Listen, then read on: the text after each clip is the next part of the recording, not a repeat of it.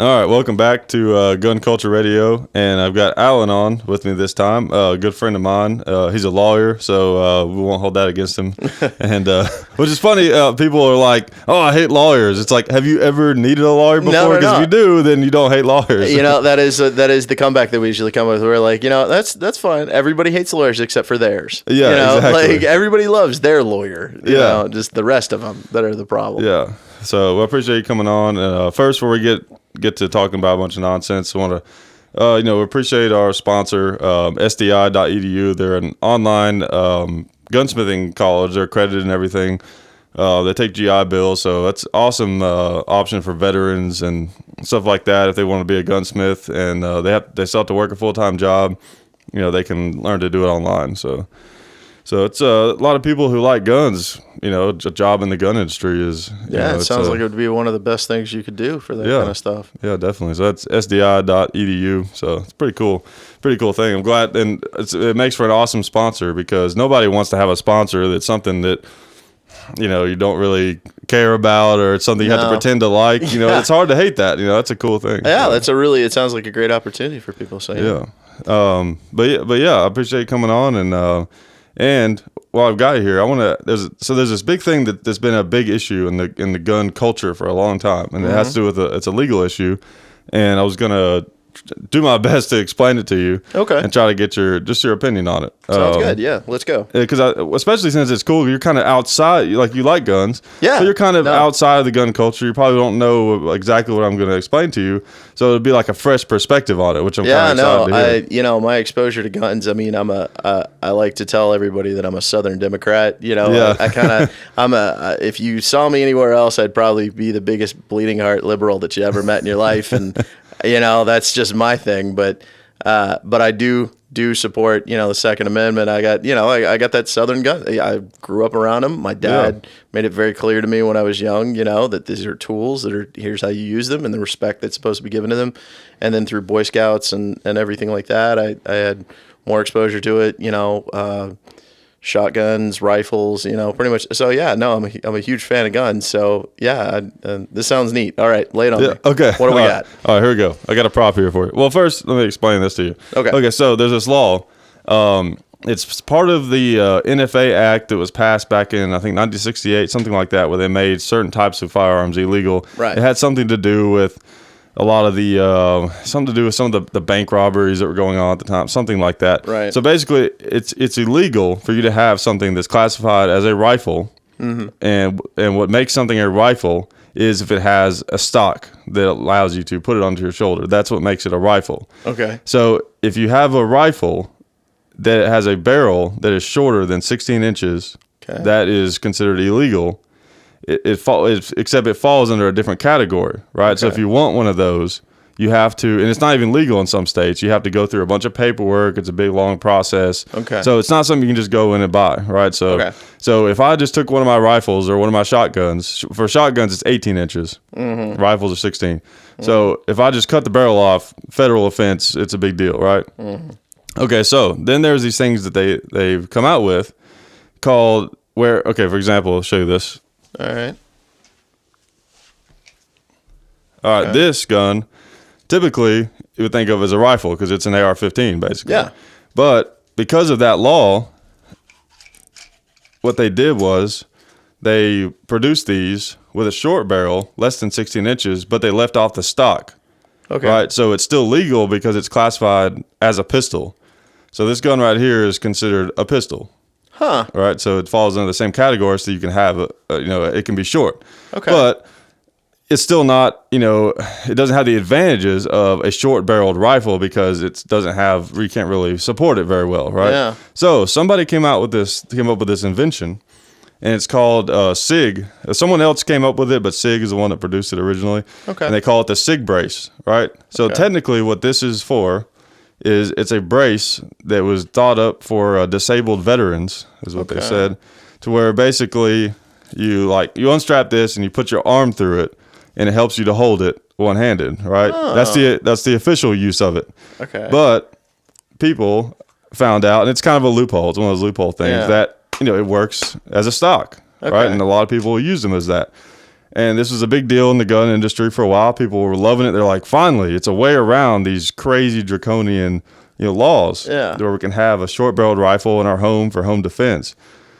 Until the ATF released this letter stating that, now it's just a letter that they released, stating that their interpretation of this was that if someone takes this gun, like this gun is totally legal in this configuration, they take this gun and then they put it up on their shoulder, which I'm not going to do it on camera. Of course. It reclassifies this gun just simply by putting it on your shoulder. Now this gun goes from being a handgun to a short-barreled rifle, requiring paperwork. So therefore, so literally could change in 2 seconds. Right. Like you could have it on your shoulder. Now it needs paperwork. Have it in your hand like a pistol. Right. No longer needs paperwork. Like totally legal right here. If I take this and shoulder it, all of a sudden I'm a felon. Okay. It punishable by like 10 years in prison. Yeah. No. Yeah. That sure does sound like legislation. So I'm sorry I interrupted you. What was but that's basically it. What's my take on this? Like, I'm just curious, like what you think about it. The thing that I think that is, there's kind of multiple elements of it, right? Right. And I'm going to show my ignorance a little bit here. What would be the benefit of having a short barrel rifle? I understand the idea of the sawed-off shotgun, right? Like I understand the idea of the short barrel shotgun. You increase the spread. It provides much more close combat kind of.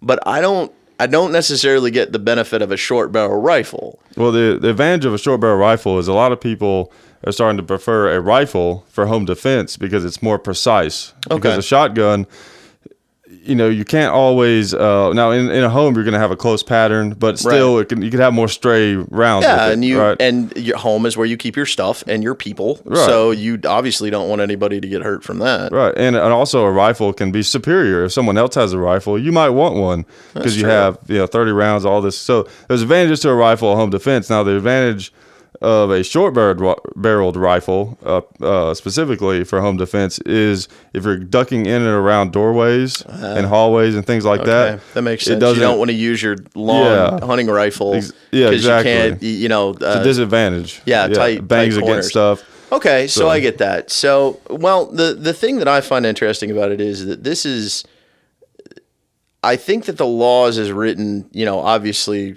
probably need to be updated. You mentioned it at the beginning of that, that this was passed back in the 70s. Right. It's even though they do updates from time to time, I mean, I think that this is probably one that requires.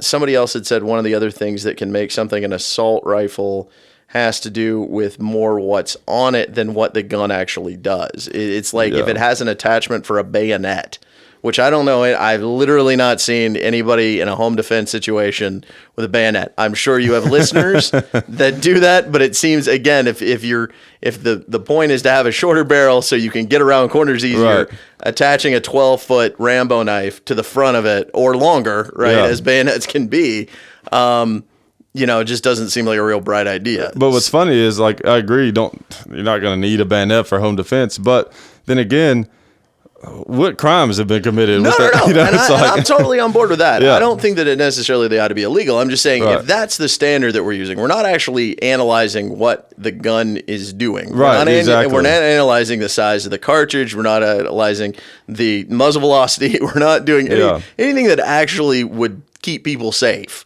if that's their goal. Because again, you have to make some assumptions here. Right. Because a lot of people I know that are going to be, that you have as listeners, and a lot of people in the world, don't believe that there ought to be any restrictions on them because of the Second Amendment. And man, that's a whole nother story from that perspective too.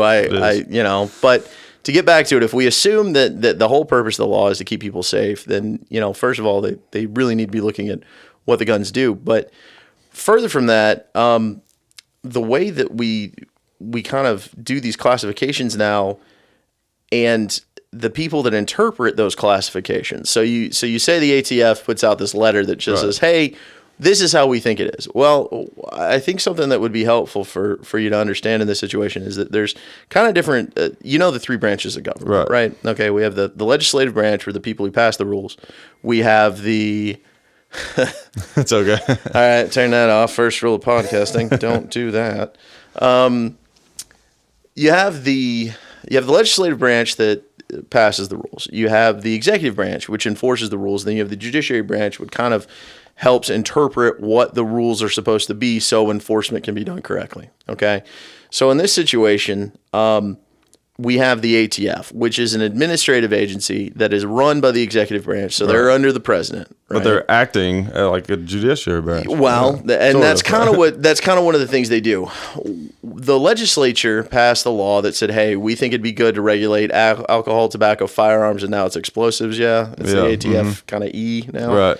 They passed that law and they said, and we don't really want to have to bother with figuring out how to run this agency. So we're just going to hand it off to the executive branch to say, hey, you have the authority now to create this agency that's going to create its own set of rules on how to do this kind of stuff. Because honestly, we can't sit here all day and do this kind of work ourselves. We have to kind of have like a subgroup that goes out and does this. So in that situation, the ATF is given quite a bit of leeway. I mean, they have a lot of rules that they have to follow before they pass their regulations, right? But it gives them a lot of leeway on what to classify. So in this situation, they can start the process of punishing you by saying, okay, that we think that is an assault rifle, and we're going to go ahead and arrest you and fine you, for doing this or bring charges against you, all right? So in that situation, if it's criminal in nature, that's one thing, right? If they're arresting you and putting you into kind of criminal charges, then it moves over to Department of Justice. There's a whole kind of thing there. If they're doing it civilly, though, let's say you were selling those and they want to tell you to stop selling them, because there's civil penalties involved. Well, there's no guarantee that anybody outside of the ATF is going to agree with that holding, right? But the problem is that there are doctrines out there that say you have to exhaust all of the appeals process in the ATF and maybe even Department of Justice, since I think ATF is actually a subsection of Department of Justice. You kind of got to go through all of those things before you can go to a court, right? And then once you go to the court, it kind of all starts over. So they're saying this, and it's got a chilling effect on manufacturers. It's got a chilling effect on people who purchase them because they don't want to pick that fight, right? That's a fight that involves... They're afraid to test them. Yeah, exactly, because it involves lots of resources. You got to pay people like me, and, I'm not cheap, and I'm not even the best, So, if you really want to go at it, you're going to have to pay some really high-priced attorneys to fight this on your behalf, and there's really no guarantee at the end of it that the court isn't going to agree with them. Right? The court may defer to them because... you may get a judge who's not a gun enthusiast or not somebody who is very well educated on them. And while judges do a really good job most of the time of sitting and trying to learn about the topics that are put in front of them, and that's actually one of the best parts I think about being a judge. I mean, it's one of the things that I wanted. If I was a judge, I think it would be pretty neat. So they may not even fine for you. So you spend all these resources. Or maybe it's just easier not to make the thing, that's effective. So the ATF effectively wins in that situation. And the fact that the penalty for it is so high, that's the other thing. So it's like the penalty for that is like 10 years in prison, something like that. So you're talking about something where the penalty is insanely high, but it's also this really weird thing where the chances of getting caught are also insanely low. Oh, yeah. So if you'd have to be out there shooting and an ATF agent sneaks up and takes a picture of you or something. Yeah, or somebody who got it, somebody took a picture who got it to them who would, kind of. And then there's not a big enough advantage to where it's really worth risking it. I mean, I think most people are probably, when they're out shooting in the woods with their buddies, they're doing it anyways. Yeah. But, like when we make YouTube videos and stuff like that, we have to be careful about not doing it. But we have videos out there where we were shouldering these things before all that came down. And so you have these, it just creates such a weird thing. And it seems to me like it's one of the first ever times I can think of where there's a law against strictly like how you use something in a way that doesn't hurt anyone else. You know what I mean? It's almost as crazy as like you better not write with a pen upside down or that's a felony. Like it just doesn't make any sense whatsoever. It's bizarre. And I agree with you. And the problem is that there are a lot of rules. I think it really comes down to the fact that our government, which don't get me wrong, I'm not going to be one of those people that's like, oh, there's a better way to. I don't think there's a better way to do it than what we're doing it, because if there was, somebody would have figured it out by now. I feel like it may not be perfect, but we're definitely as good as we're going to get for It's now. the people that's the problem, not so And much that's the system. thing. Yeah. So as part of that system, we have people who are elected to Congress, and all of the people who make those kind of rules are there, from all different walks of life, which is both, and the double-edged sword of that is that in certain situations, it provides a really rounded view of things, but in other situations, it causes things to be created through, sometimes there's ignorance, or they're only getting one side of the story because the people who are on the other side of the story either don't have the resources, which is the really sad comment. They don't have the resources to attract the ears of individuals on Capitol Hill, or they, they don't research it. The people who are actually passing the rules just go, well, I just don't like how that looks. Well, it's like the assault weapons ban is a great example of that. Yeah. It's sort of what you're alluding to before with the bayonet lug thing, which is still an issue in some states. But the assault weapons ban, so-called, as they called it,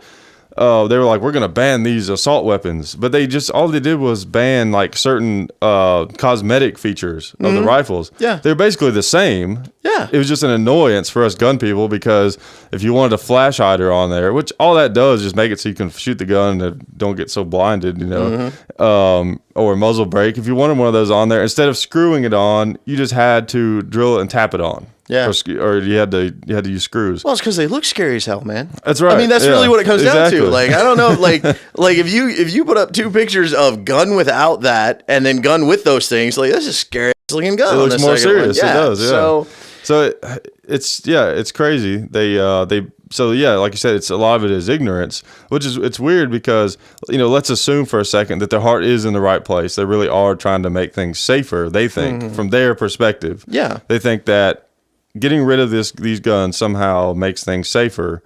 If we entertain that, then it's like they're even ignorant from their own point of view about doing that. Yeah. Well, it's weird. Well, nobody wants to learn anything. I mean, that creates time and Yeah, energy, exactly. and you have to like actually learn. Think about stuff and why would you do that? Like, let's just go with whatever. Don't ban the scary looking. Go with one. what sounds good. Yeah, exactly. Yeah. Well, and that's also another problem that kind of comes up. Unfortunately, I usually use this example for DUI, right? I don't know what state, everybody who's listening's in, right? But everybody's got, in any state in the nation, you're going to have fairly substantial punishments for DUI. And DUI is a horrible crime, right? I'm in no way trying to. A lot of people died from that. Yeah, so many people die, and it has been amazing. Innocent how people, that's the big thing. Oh, yeah, and it's been amazing how the public perception of that crime has changed over the course of 30 years through the actions of groups like Mothers Against Drunk Driving and things of that nature. However, I think that politically we have to look at it and say there's nobody in the pro DUI camp, right? For good reason, right? Nobody's out there saying more people ought to drive drunk. And the problem is the system that we've created needs two sides to every story, right? In order to operate effectively, the way that our system of government works is that, we have side A and we have side B, and they compromise in the middle, and hopefully, theoretically, we come out with the best thing that we could have hoped for in that situation. Right. But unfortunately, when you have issues such as criminals with guns, right? Because you're not a criminal, I'm not a criminal. Nobody in the room is a criminal. Many, many, many, many gun owners, if not the vast majority of them, are not criminals. Right. But the problem is we got some people who are, and they have these guns. And the people who are elected to office want to stop criminals with guns. And the problem is that there aren't any guns, as is often raised by people for gun-free zones and things like that. There are not criminal-only guns, right? Like all guns can be used because they're tools. Right. They can be used for positive or negative reasons. And I mean, in a way, it's almost like if you're trying to get rid of the criminals with guns, it'd almost be like if you had an ant infestation in your house, let's say, but there was one certain type of ant there was only one certain type of ant out of those that you wanted to kill. But you're going to get rid of all of them. There's basically no way to do that. It's like either get rid of all of it or none. Yeah, exactly. And so the thing is that in order to try to do things to make people safer, right? Which, again, I think a lot of times in those situations you have people who are not as well informed as they need to be. Right. But their heart really is in the right place. They really do want to, because it's horrible when people take guns and shoot up places and kill innocent. I mean, it's horrible when that ever happens anywhere, regardless of the weapon or the method that people use. But, you know, in that situation, there's nobody positive in that camp. They're not saying, hey, yeah, we should have more people out there shooting people with these guns. That's not, yeah. So there's no balancing point. So every year when these guys go back to Congress and they need to show people that they've done something that they can then use in their reelection campaign that says, hey, we passed the bill on blah, you know, whatever the thing that is not good that there's nobody supporting. Just to feel good. It just ratchets. Yeah. It just keeps going in one direction, right? So things get more and more punished. And when it comes to criminals with guns, it's a minimum 10-year sentence. I don't want to say that. It is either a minimum 5-year sentence or a minimum 10-year sentence to straw buy a gun for that reason, right? Because again, there's nobody out there saying, hey, we should totally let people who aren't supposed to be able to own guns. There's no lobby for that. So you get situations where you have these organizations, these divisions of the executive branch that have a lot of power and a lot of authority to charge people with crimes that come with very high minimum sentences. And they're often used for good things. You know, they're often used in the way that they were created. But then you have situations like what you're describing where it makes absolutely no sense for that to be how that works. And you know, I don't know how we fix that. You know, I'd like to say that we could just go up there and just be like, well, here's where you're wrong, and then everybody would walk off into the sunset and everything would be perfect. But it's like it all comes down to incentives, I think, because like you're saying, that politicians, their main incentive, and for the most part, is staying elected. Yeah, that's the thing, staying in office. So they're going to do whatever they have to do, basically, to keep that happening. Mm-hmm. You know, it's like Bill Burr has this awesome bit where he goes through a bunch of problems with the world, and he's like, when are they just going to say it? You know, there's too many people. You know, it's like, what politician is gonna run on that? You know, no, you can't, and it's completely unelectable, and that's.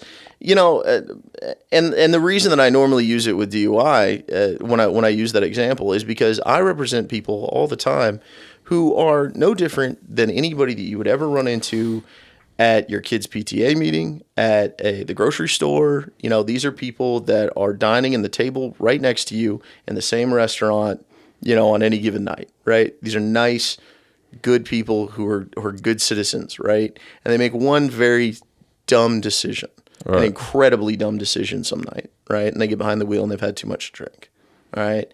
And in that situation, every year, it seems like that becomes a much more costly decision for the individuals to do that. And I don't think that there's anything that's going to make the rate any lower than it currently is, right? Like you have a situation where, yes, in the 60s, 70s, 80s, it was ridiculous. I mean, it was just an obscene amount of individuals that were doing this. Because it was completely unchecked, really. I mean, it was technically illegal, but nobody really made a push to it. And when you were busted for it, just make sure you get on home. Yeah, it was a slap on the wrist. You know, there was nothing to it.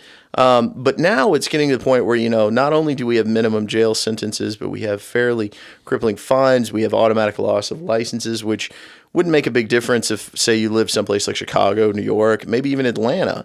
You live in a town like where we live. Yeah. That's not, you can't get around without a car. That's the thing that I always thought was ridiculous is some of the different ways they'll just take your license. It's so easy to get caught up in the system. Like, for example, like let's say that you're not making a lot of money, you know, this month or whatever it is, like you're having a hard time, you know, like a lot of families are, and well, you can't pay for your insurance, right? So you don't have insurance on your car because you can't afford it. You get pulled over, caught driving without insurance, and in some places, I know it's like that in, you know, a certain county around here where I may be familiar with, is you lose your license for a year if you get caught driving without insurance. Okay, so now you've lost your license. Well, of course you still have to drive, right? Most people can't just not drive. I mean, there's not always a bus stop or anything like that. They don't always have people to take them. We don't have that kind of infrastructure. Yeah, so you have to drive and go to work because if you don't work, then you're really going to be a problem for the system. Then you get pulled over again. And then I think it starts getting more serious. And eventually you can actually go to jail. Get caught up in the system. Well, driving on a suspended license, a Class A misdemeanor in the state of Tennessee, it carries a sentence of 11 months and 29 days, which is often probated. My law partner, Ron Vrablick, and I have joked on multiple occasions that it is the one charge that all of our criminal clients have ever had in common. It's pretty much everybody from you're just a regular DUI schmo or a simple possession to murderers. Yeah. The entire gamut in between, they've all got at least one suspended license So you're saying. charge. So what you're saying is Right. it's the gateway charge. Oh yeah, well it's just it's yeah, and it's more indicative of the fact that we have that we drive everywhere around here. And you're right, it's not optional. Right. If you're an adult and you hold down a job, I mean, yes, in the most technical of senses, can you take the bus places? But the cost benefit analysis that your average individual is going to do versus getting caught and being able to get to work on time and get their kids from school and go pick up groceries and maybe enjoy living, because the two jobs that are sucking 80 hours of their life out during the week, Yeah. maybe they deserve to have a couple of hours out at a movie or something, Right. to just relax. But for some reason, the way that the people that have been in office or whatever in the past 20, 30 years, there's just been this big emphasis on zero tolerance. Oh, yeah. Which I've always found really funny. Zero tolerance. Yeah, okay, let's, in your perfect little world, where you say zero tolerance and then it stops. Oh yeah, it takes so much discretion out of judges' hands, in these mandatory sentencing situations, or judges complain about this all the time. They really do, that they feel like their ability to really be judges, to look at a situation and say, does this warrant Right. the kind of punishment that, is recommended in these situations? So, and what it's leading to tie it back into what I was saying earlier about, people starting, you kind of painted a great scenario there where somebody gets their license taken through, not having insurance or just, bad luck, basically. Right. So they're in the system now, and if you're on probation for 11 months and 29 days, you're going to be doing $35 a month in probation fees. You're going to be doing any number of extra fees for classes. You're going to have to miss work or miss time with family or something like that to do community service. And then if you don't do those things, or say you get busted again because you still don't have a license at this point. Right. Let's keep that in mind. You still don't have a license. So, and maybe your local law enforcement officer that works out of the precinct near your house remembers what your car looks like and knows that it's an easy statistic for him to pick up, or an easy, they don't have quotas. They really don't, but still, you're going to look bad if you don't get a certain if you don't get a number. certain number, they do look at you weird. Right. And I've heard that from multiple officers, not only in our city, but in multiple cities around the country.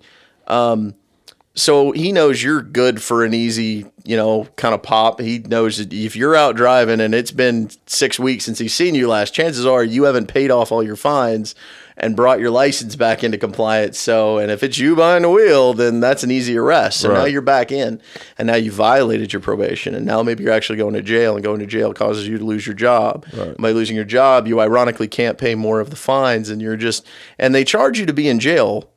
I don't know. That's a little thing that a lot of people don't know. You get charged about I can't remember what a daily jail fee is in Davidson County anymore, but it's not cheap, especially if they're keeping you there for a couple of months, 60 days at $10 a day. You're now $600 down on top of whatever you were already on, down for. $10 a day for 3 meals a day. That's not bad, though. No, it's not bad. But at the same time, I mean, I would love to find the statistics on how much of that they actually get paid. Yeah. Like how many people getting out of jail are actually giving that back instead of, or as versus how many people are being crushed by being told that they owe that and having it added onto their probation fees. And it's just, you can I've watched so many clients, especially when I first started, and I was taking cases that were from lower income kind of individuals and things like that. You would just watch this it was almost like a washing machine. You just watch them kind of get looped through and bashed on these rocks over and over and over. Yeah. And it's really depressing, man. Once you get, it's so true when people talk about getting stuck in the system. And once you get in, it's really hard to get out. Yeah. I mean, it's just, there's so many ways to just keep you stuck in that system, especially like people get to the point where when you get out of jail, you can't get a job. So you have to find some kind of way to make money that you can. A lot of times people resort to dealing drugs. Well, there you go again. And that's it really, I mean, we could solve a lot of these issues by, investing in infrastructure and really trying to actually look at problems.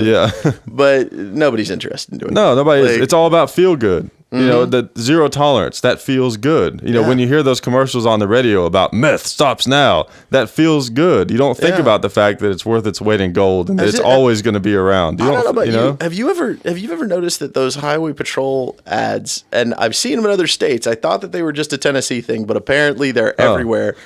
The National Highway Safety Transportation Safety Administration hands out these grants to the local cops. And what they will do is they will then use them to put ads on to say, we're going to arrest you for DUI. Yeah, I've heard just those. a reminder. And every time I see those, it just makes me think of them. It's basically an ad that's like, cops, we're still here. Yeah. You know, like cops still doing their job. You know, like you know, that's money that could have actually been used for crime prevention. Yeah, exactly. As opposed to just reminding us that you're doing your job. And those they really promote an us versus them kind of mentality. Because I don't want to get a DUI. I'm not going to drink and drive. I don't think people should. It's dangerous. But when I hear that ad, it makes you go, they ain't catching me. Yeah, well, I mean, and people, and it's so funny. And then the people who support, you know, officers, and I'm not saying I don't support officers, right? I think there are a lot of really great officers out there. And, you know, I tell people all the time, for somebody who does criminal defense, a lot of the time, I sure do love the police. They're incredibly handy when somebody's stealing stuff from your house. Yeah. They're incredibly handy when somebody's waving a gun around. Yeah, you know, great they cops can out there. Yeah, they focus on the bad ones, but most of them are awesome. Yeah, exactly. Most of them are just poor schmoes. They got a job. They got a boss like everybody else. They're just trying to go out and they want to make the world a safer place. But in certain situations, when you're messaging, and the messaging isn't coming from those guys, it's not coming from the patrolman on the street, it's coming from somebody who's completely out of touch at the top, who is never a cop, or has not been on the street in so long that he or she has zero understanding of what's going on. When your messaging is, we're going to get you, and then people start having a problem with this kind of us versus them mentality that's coming out of it, you know, I mean, that really shouldn't be as big of a surprise, right? I mean, this is not officer friendly walking the beat in your neighborhood. The cop that lives 5 doors down from you, you know, that you've grown up with, you know, his kids, they played, you know, softball together, you know, went to high school.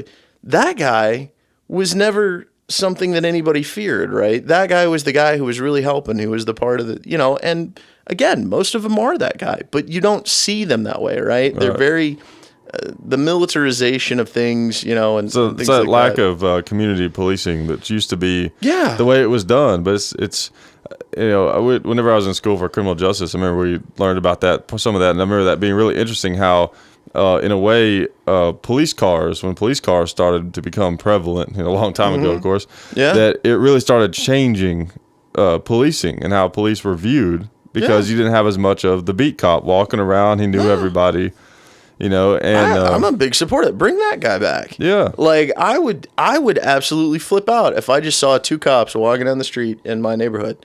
I think it'd be great. Yeah, I would have a be problem like, with that. well, hey, who are those guys? You know, we should go meet them and introduce ourselves. And, you know, it's just the idea that they're more integrated in society than they are currently. Like everything, it's not black and white. And I flip-flop on that sometimes. But I get why, like, it's scary when you start thinking about the police acting like military and some of the equipment, the things they have. But then again, some of that equipment, the MRAPs and all that kind of stuff, there's situations where they need to have that kind of stuff. Oh yeah, no, and I completely agree with that, and I agree with you. I think there's 2 sides to both of those, and I think honestly, if you're in Nashville, if you're in Atlanta, if you're in Chicago, if you're in LA, if you're in New York, those kind of things, yes, you may actually need one of those at some point, right? Horrible things occur. Just from foreign combatants, right? You know, terrorists and things of that nature. Yes, it is theoretically possible that, you know, much more than anywhere else in the country that's going to occur. But when you talk about handing an MRAP out to a place that has a population of 40,000 people, that's there's no logic in that. That is, we have a crap ton of these left over from the various wars that we've fought over the last 15 years. And we can't sell them at surplus, so we might as well. We can't sell them to civilians because we don't want them to have them. Yeah, because that would be insane. So we're gonna have to do a situation where, you know, we just give them to local law enforcement. And the problem is that I don't think they give out training packages either. I could be wrong, and if I am, I'm sure you'll get an earful. But they can't really there's no way that the kind of training that they give the military guys is going to the same cops, because they have to go out, they have to go be police officers. You can't take all of them out of service to show them the 2-month training that they really need, I think, on something that large or that complex. So it's just, it is kind of insane. Yeah. So, yeah. And, like most things, there's many sides to it, but I don't know. I mean, I've always had this theory ever since when I worked security, because I saw how well that worked. Right, whenever me and a lot of the people that watch the show, that I have Derek on as a friend of mine that comes on the show a lot, that we used to work together and stuff. So we talk about those days a lot, and we worked in this Section 8 housing area, which is kind of like one level up from projects, basically. Oh yeah, no, I'm familiar with Section 8. Okay, yeah. Well, for the people, for the people at home, no. But it worked so well because we were on foot basically the whole time. We had a car, but we just walked around. We knew everybody. We talked to everybody. It was old fashioned community policing, except we were just armed security, and it really worked. Like, we were able to keep that neighborhood safer. They loved us a lot. Well, the ones who weren't. Well, the ones that look, criminals aren't like true hard dyed-in-the-wool criminals. You're never gonna get that's a Wile E. Coyote Roadrunner kind of situation. Exactly. It's never gonna happen. But for the other individuals, the ones who are, everybody's. I am firmly believe that everybody's a little shady. Everybody. Yeah. Doesn't matter if you walk the earth. There is something you do that is not necessarily. I don't care if you speed. I don't care if you do rolling stops at stop sign. There's something out there that everybody does that they're not supposed to be doing. But for those people who are not really the criminals, who are not the people that need to be under the oppressive force of police, don't need to be suspects every time something happens. Yeah. For those people, it makes all the difference, and they want to cooperate. Then it doesn't become a situation where snitches get stitches. It's a situation of like, look, this is a nice area. This is a nice part of town. I like living here. I don't want to have this gang activity. I don't want to have this, drug den. Nobody wants violence in their neighborhood. No, they don't, because that's where you live. You live there. And some people that they don't make a lot of money, or they've had whatever it is, unfortunate things happen to them in their life, and they're kind of forced to live into these types of areas. There's a lot of violence going on in these areas because of the drug trade and some robbery and things like that. I feel bad for those people. And so it was a great thing that those people could actually feel safe. They could let their kids go out and play and stuff like that. Because this neighborhood used to be, before they got security, it was really, really bad. It was notorious. One of the, not the worst, but one of the worst in Nashville back in I think it was back in around 2005, 2006. I was there in 2011, so it had been kind of cleaned up by the time I got there.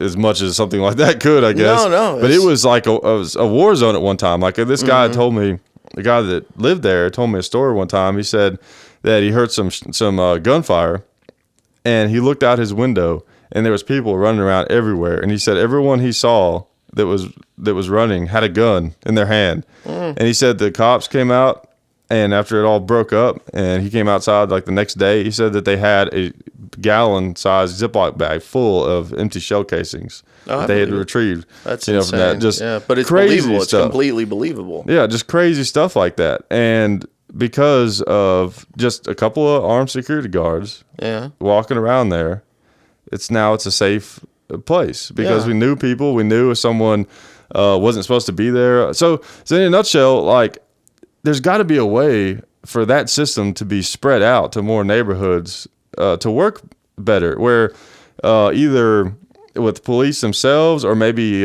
more private security, even if they're more untrained. See, we weren't really that trained, but we still made an impact just because we were there. Yeah, but I think that I would look at it, and I would kind of come back to that and say, John, I think it probably had something to do with who you are as well. I think, and I mean that in a good way. I think that the unfortunate reality is that being a cop is a tough job. Yeah. It is an exceptionally thankless job where you're constantly dealing with individuals who don't think that you're there trying to make things better. They just think you're there to hassle them because it's them in the crosshairs. And furthermore, nobody likes being put under a microscope, right? Told like what I to never, do. I never have anything on me when I come across the border. You know, my wife's Canadian, so we go up to Canada every once in a while. I've driven across the border many times. Every time I go across the border, I cringe a little. Like my butt gets a little tighter Yeah, it makes you nervous. I don't, and I don't have anything. I have zero reason. I have all my paperwork in order. I have nothing illegal in the car. I am following all the rules. I am not being threatening. Still makes me nervous because nobody likes being observed. Nobody likes being looked at by somebody with authority. Makes you kind of like take a mental inventory. Yeah, just like maybe I forgot something. Oh man, it'd be so horrible if I got caught. You know, with something I didn't mean to. Oh, yeah, it's like my brother's. Cousin was in the car and he might have had something. It's like, and that's where it goes. Like people are always constantly thinking, yeah, exactly. So in that situation, it's a thankless job. It's nothing that anybody kind of almost in the right mind would want to do on a certain level, And I say that I got my little brother, and by little I mean he's 30 now. He's been wanting to be a cop for a while now, and I think he'd be a really great one because I think he's got the personality for it, and I think he's got the commitment and the resolve, right? The ability to truly try to enforce rules as he sees them and not do them for other reasons, and to try to keep things straight, not to jump to conclusions, things of that nature. And the problem is that I feel like a lot of people who would fall into that category the pay's either not good enough, or the danger is too great, or something makes them not go into that. And unfortunately, to replace those individuals, a lot of times you will get individuals who kind of have a chip on their shoulder, people who have something to prove, and that's kind of that chest bumping kind of mentality. Exactly. Yeah. And again, I don't want to paint. I really do not want to paint all cops with this brush, right? I am really not trying to do that. But the problem is that in order to discuss it, you have to acknowledge that it's there. And I think that it would be disingenuous to say that this was not, by anybody, pro or against, to not say that this is present. This is not a mentality that is found. And you don't necessarily only just find it in police officers. It's really, you could see it. Think back to high school, every sports team that you might have ever been a part of, right? Think about anything when there's a team mentality. That can occur, right? It becomes a competition. It's us versus them. We have to go keep the bad guys in check. We have to, and like then that little. I don't know why, but this is probably unpopular to say, but that little thin blue line thing that you see on people's trucks, that kind of bugs me a little bit because it's kind of like it's a little bit on people who have those. It's like I almost see them like they're on a high horse, kind of. You know what I mean? There's a lot of good people that have those, but it's a handshake. It's the way the way the watchmen identify each other. Yeah, I get that aspect of it, but it's just like I don't know. It bugs me too, and I said all that because it does bug me too. But it bugs me because I think it's funny. It bugs me because of what I attach to it, right? Like they may not have attached anything to it. You know, they may just be like, hey, it's a way to tell there's another cop over there. That could be one way to look at it, right? Another way to look at it, which is what I attribute to it, is here's a way to make sure that none of my buddies who are cops give me any crap while I'm in my civilian vehicle. Right. That's what I take away from it. And if that's not the case, that's okay. Yeah. That's great. I got stickers on my car. I got an Apple symbol on the back of my car. Go. I am a part of that cult. So if a cop pulls you over that's a big Apple fan, you're good to go? Yeah, so I tell you what, I'd be lying if I didn't say that if somebody cuts me off and they got one of those Apple things on the back, that I don't relax a little bit. I can still think that they're jerks, but I'm like, but at least he chose the right computer, so I guess that's okay.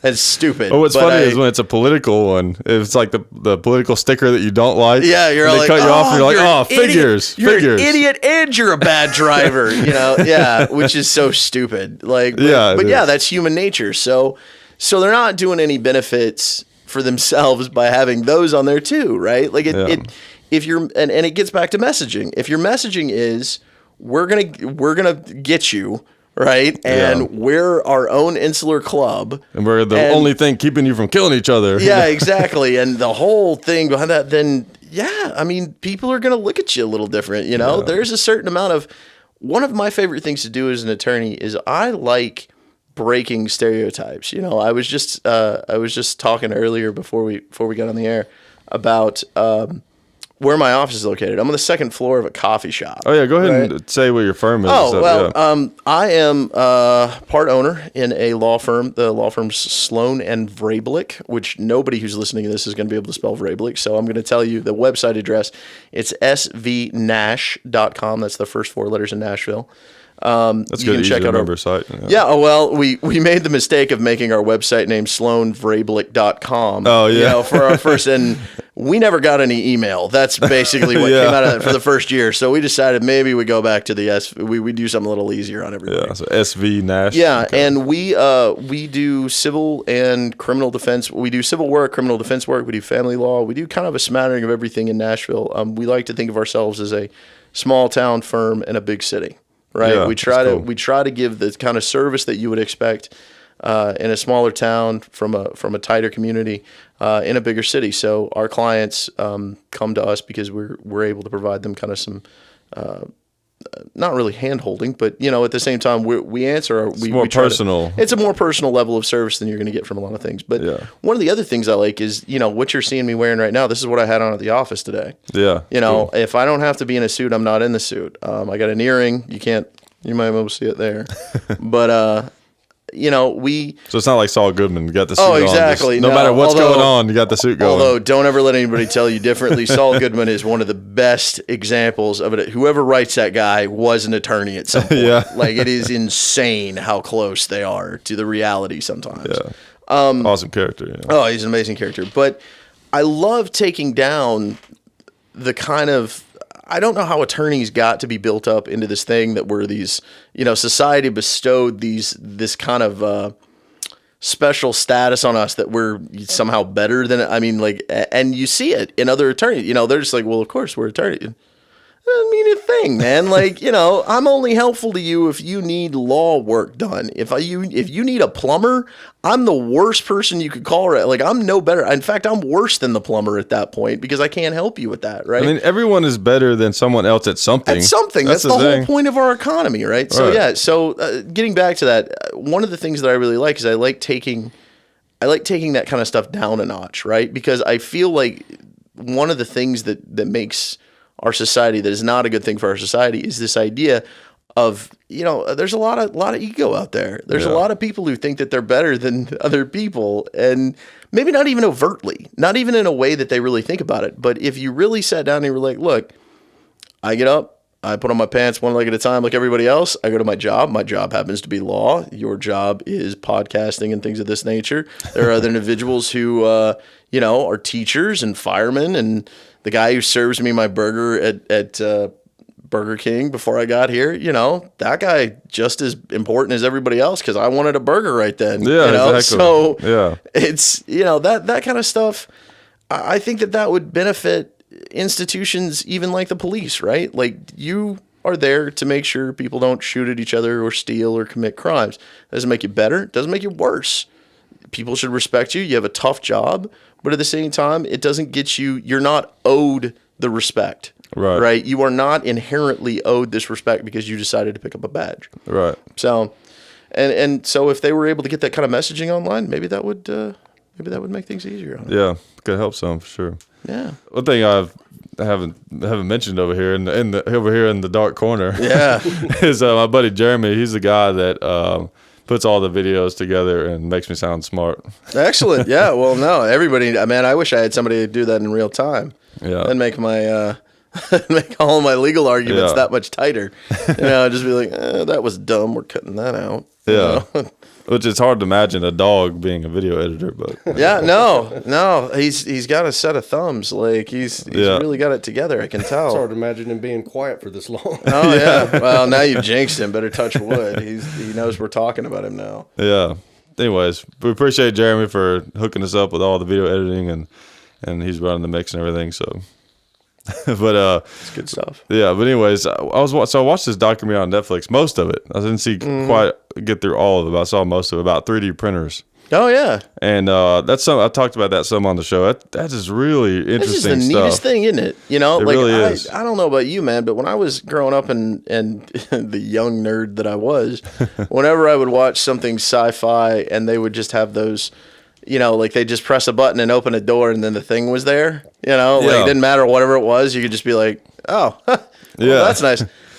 It's amazing. It's I forget how much we live in the future. Like we really do. Compared Yeah. to 30 years ago, just this idea, first of all, what we're doing right now, recording into a computer, the cell phone that I have in my pocket has more memory and processing power by an orders of magnitude. I mean, just hundreds of thousands of orders of magnitude greater than the computers that we were using then, right? Which I was just happy to have something that ran, Yeah. played Monopoly with me, solitaire. I don't have to be so lonely anymore, So, You just knock a ball back and forth between the yeah, panels. exactly. So we, so anyway, yeah, these 3D printers are nuts. I mean, they're Yeah. just absolutely crazy what you can get out of them. That a lot of people are saying that's going to be everyone says this, the next big thing, but I could see that. Now we've Yeah. had, of course, they've been around for a pretty long time on the industrial level, like the CNC machines and all the laser cutting stuff. But now, it's just that now it's getting to where you can have one in your house. Yeah, the affordability. Well, Dremel put one out just a little while ago. Oh, I didn't hear about that. Yeah, it's. I think it was for Christmas this past year. That makes sense for them too. Oh yeah, no, it's totally right in there. The Yeah. hobbyist,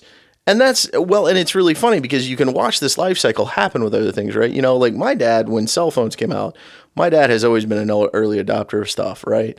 And he had a cell phone, 89. Wow. Somewhere, and that was before that was after the Zach Morris brick phone, right? Like he Okay, was. it wasn't the huge one. No, well, it was huge, but it was in a bag. Like it was like you had to take a little bag with you. I'd say it had a Okay. footprint of maybe about a foot by a half foot. Okay.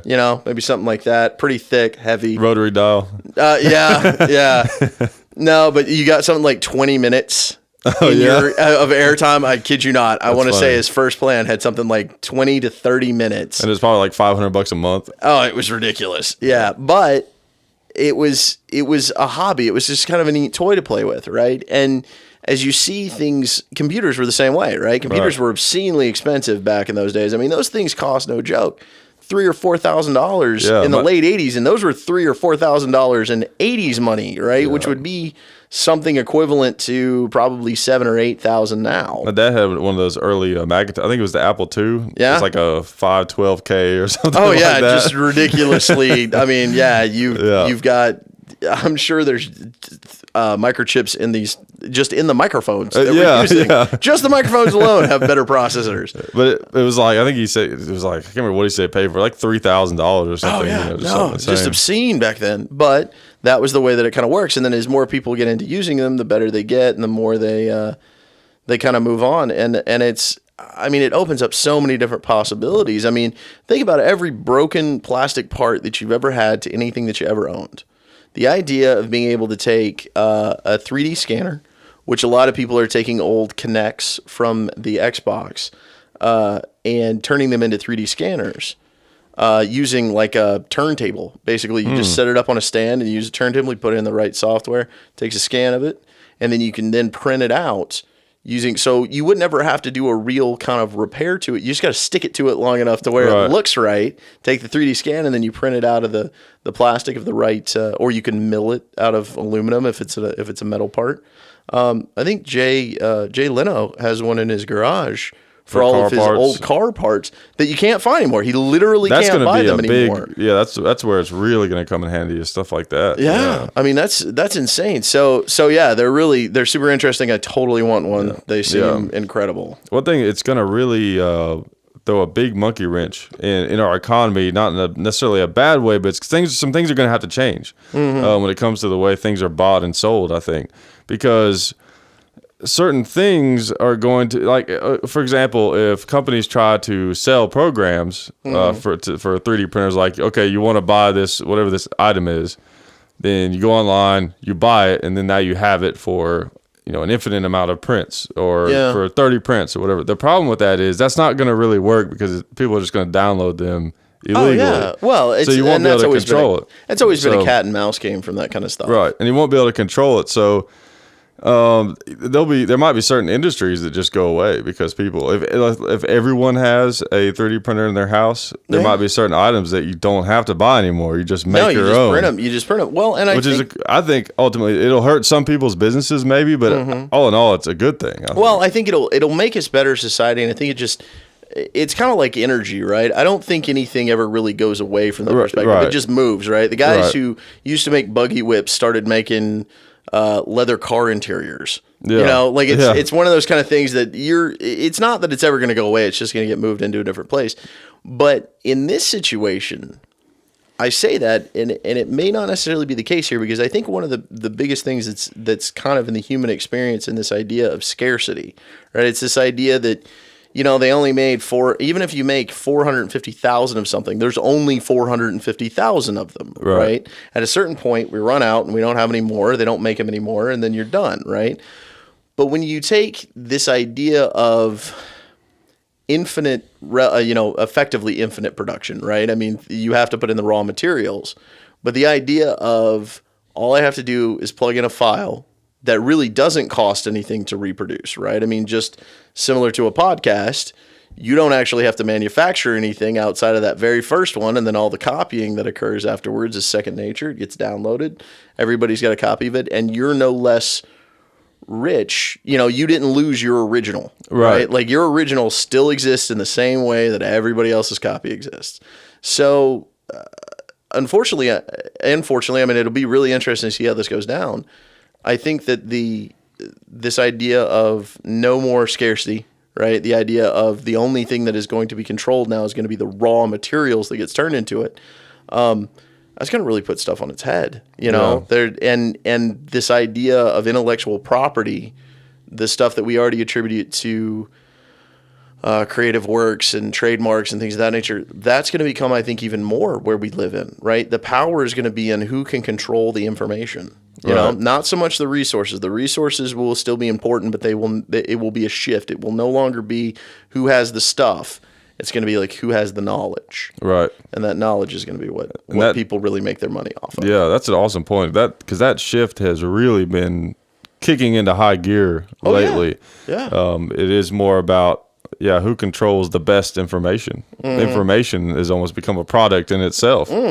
That's bought and sold, Most certainly, yeah.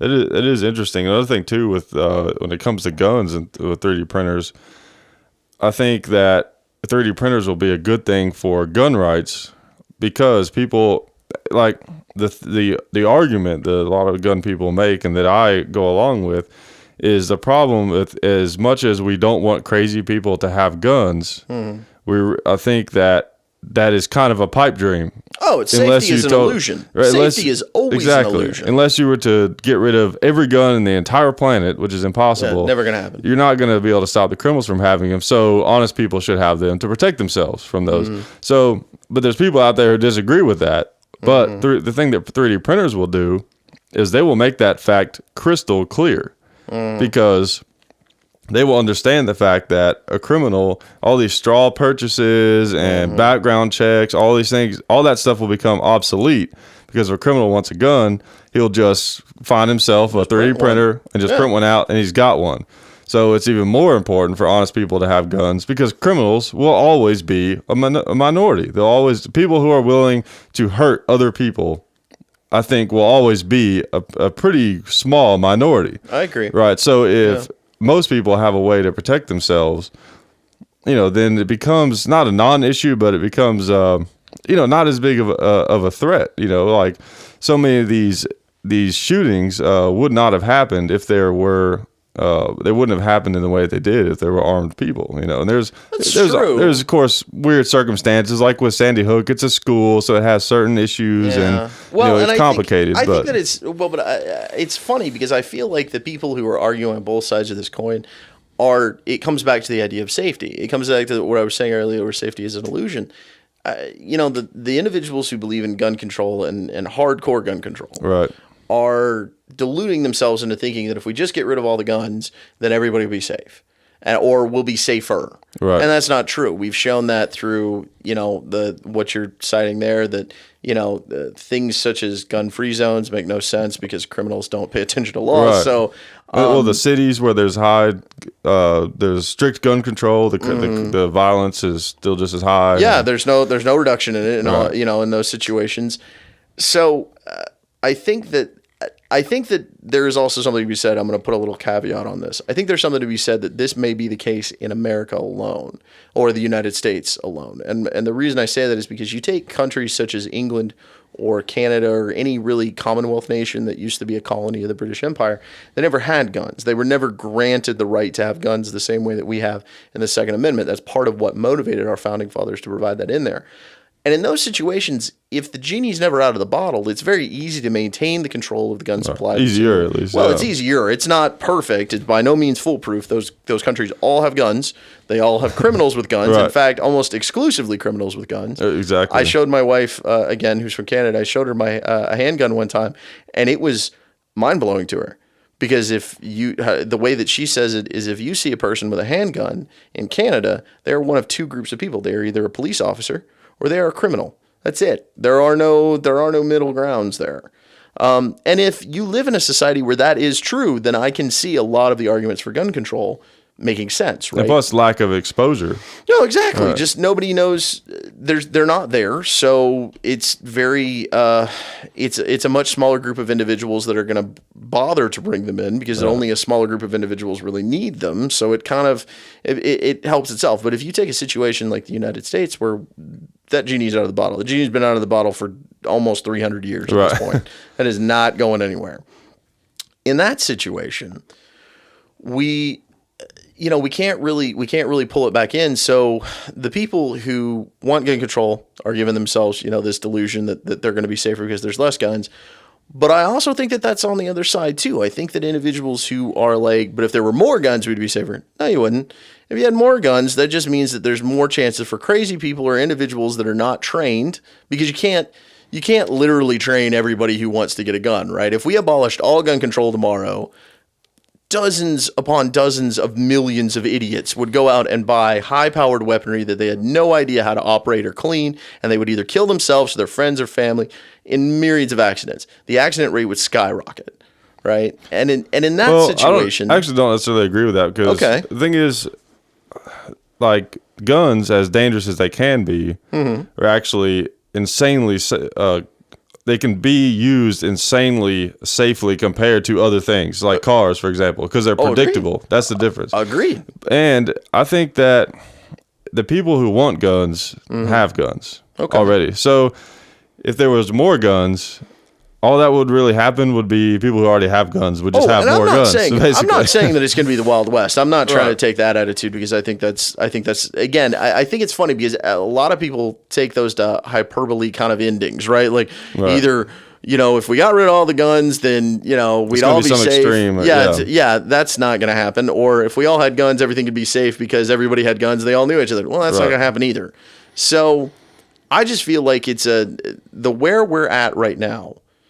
No matter where you move that, there's going to be consequences. It's all positives and negatives, right? Like, you're going to pick up some positives, you're going to lose some negatives, and you're also going to pick up some negatives and lose some positives. Because again, it comes back to this idea, and I'm a firm believer in this, that safety is for the most part an illusion.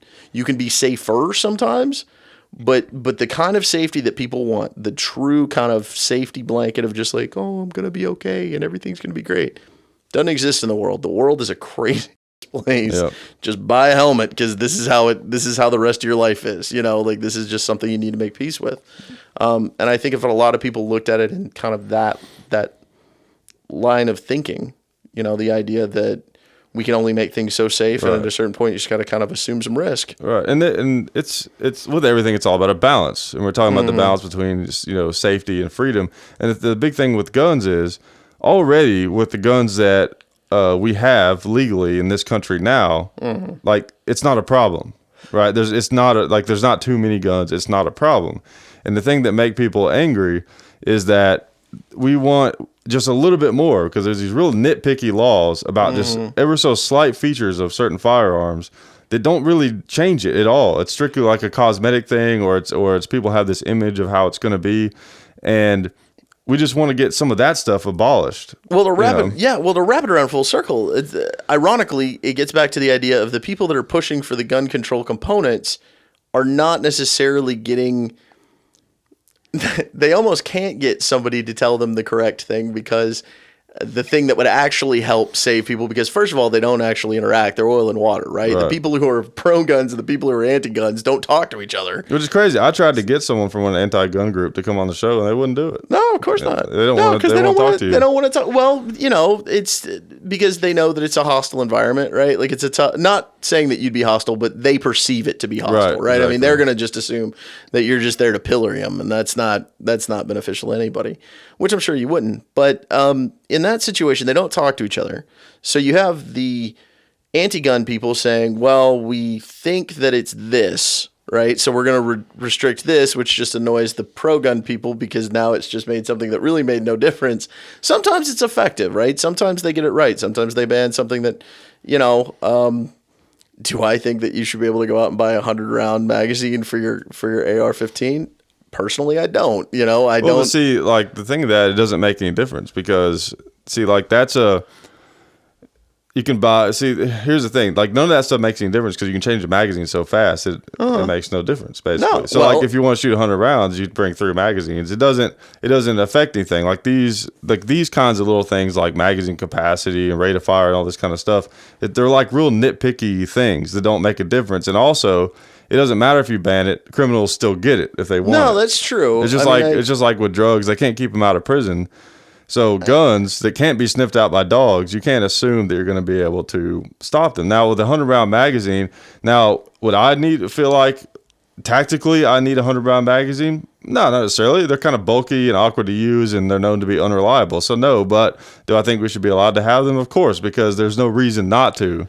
Because they don't offer any greater risk of danger. No, and I can see that argument. I mean, I think the problem is that you can't. The argument that certain things should not be available to the general public, I don't feel like it rests on this idea that it'll prevent everything. Again, it's not an extremist kind of view. I think that you're right. For anybody who's trained correctly, maybe has some background in military training or security training, they're familiar with a gun, they go out and they shoot.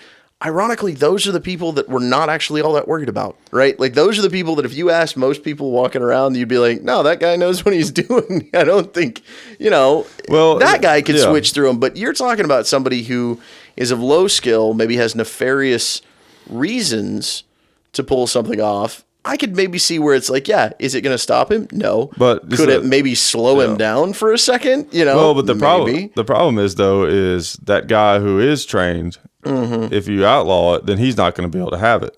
But the criminal could still have it. That's true, because the rules, if they're not paying attention to the rules, then because if you're going into a place to murder a bunch of people, you're not really concerned about some. No, that's true. Some gun laws. That's the problem. And also when it comes to training, that's a tricky one, because a lot of times the people you think would be trained, like people would consider me untrained because I've never gone through any type of actual official training. But I grew up shooting guns since I was 3 years old. Most cops, I'm not going to make a generalization, but a lot of cops, more than you would expect, who are trained, don't shoot as well as people who are like in my category, like hobbyists. Yeah. They don't have the experience because they don't shoot as many rounds. They qualify, they go through their initial training to be cops, and maybe the occasional little training seminar on gun handling, and they qualify. But that is extremely basic compared to where someone who just shoots for fun on the weekends, a lot of times, where the level they're going to be at. So the level of training is almost impossible to really gauge very accurately unless you were to have some kind of big public mandated thing.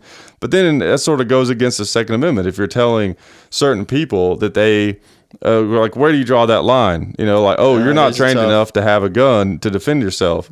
Because if you're in your own house, you want to have some chance, at least. I'm gonna be honest. If I'm in my own house, I don't really drink that much. But let's say for some reason, hypothetically, well, not even use me. Let's say hypothetically, there's some guy, right? He's in his own house, and he is just drunk. I mean, he's just tore up, right?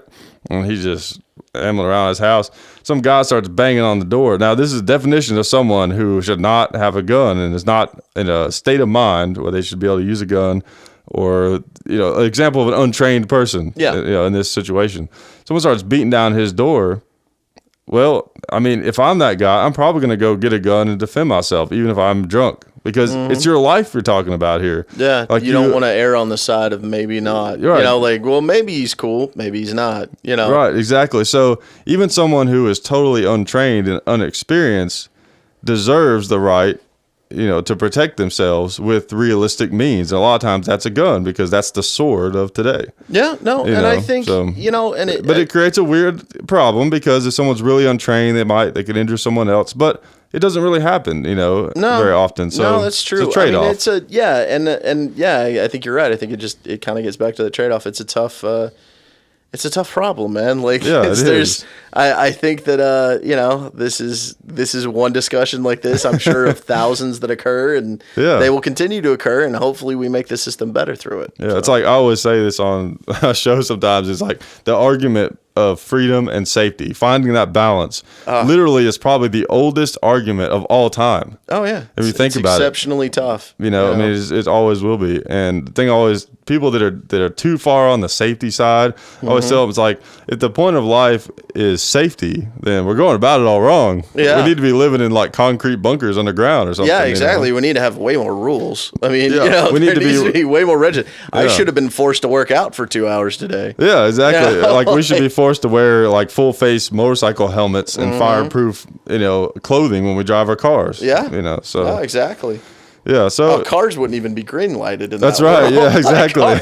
Who needs cars? We're all on mass transit. Yeah, going 3 miles an hour. Yeah, exactly. That's a funny one. Is back when was that, in the 80s? Whenever they lowered the speed limit to like 55 on the interstate. Yeah. What was the reason? It was like it saved gas. It was supposedly gas economy, but I think it came out recently that it was all kind of a cover for just trying to keep gas price. People's gas prices were ridiculous. Yeah, and it was more of a, this is for safety, but it was more to try to keep gas consumption down just even a little bit. Yeah, didn't really provide much of a savings though. I don't think. Yeah, so. But what's his name? Oh man, I just had the name on tip of my tongue. The guy that did the song "I Can't Drive 55." Oh yeah, Sammy Hagar. Sammy Hagar, yeah. He put an end to that though. no, that's done. So actually, it was. I remember my dad telling me that a lot of truck drivers got together.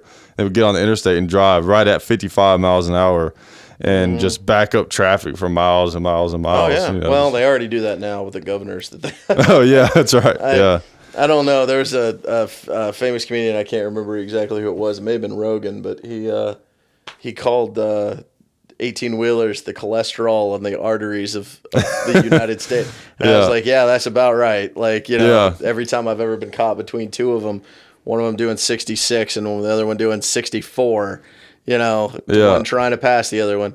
Oh, man. Yeah. It's annoying. I always try to remember that the guys who are inside those things are like real guys with jobs. They're just trying to get home to their family. But, man, I need to get there.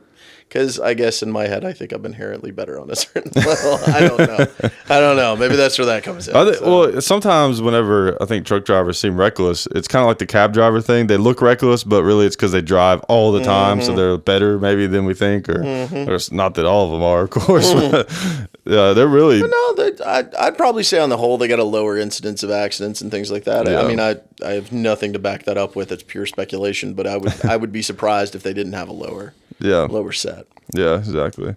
Well, hey, man, I appreciate you coming on. We'll have to do it again sometime. Anytime, man. I had a really good time. I enjoyed talking about it. I hope, I hope we were able to have some interesting conversation for some people. I hope it just wasn't me prattling along and being contradictory. No. So. The reason I want to have you on is one of the reasons I've had a lot of guests on is like I want to not do this like the typical gun show. I want to actually get lots of different perspectives in, because I think that a mistake that a lot of people can make, regardless of what thing you're into, is you can be kind of in your own bubble. Oh yeah, don't live in the echo chamber. Yeah, exactly. If everybody agrees with you, you need to find somebody who doesn't agree with you. Yeah, exactly. That's not good. You get stuck in that bubble, man, and you start getting real unrealistic about things. So it's good to venture out. Of course. So I like to do that when I can. But, sure. Yeah, man. Appreciate it. What's the website again? It is svnash.com, and that's S as in Sam, V as in Victor, Nash.com. And we're licensed in Tennessee and Kentucky. We try to only handle stuff around the Nashville area. Right. I'd love, but if you ever have any questions or you just want to say hey, feel free to send us an email. All the contact information's on the website. Yeah. So now, do you offer that service where if someone's like murdered someone in their house and they need someone to like come and like clean it up and do it? You know what? No, we're not big enough to really have a Michael Clayton kind of level guy yet, Okay. but we're working on it. And Okay. as soon as we start offering that service, I'll be sure to let you know. All right. I think a lot of our listeners they would need something like that. Might be answers that. Well, I'll work harder then. See what we can redouble our efforts. Okay. All right. Well, thanks again to Jeremy for sitting in on this one, making sure that our audio levels are good and editing all the video and everything. So that's who that guy is. Yeah. Excellent. All right. Well, we'll talk to you guys later. We appreciate it.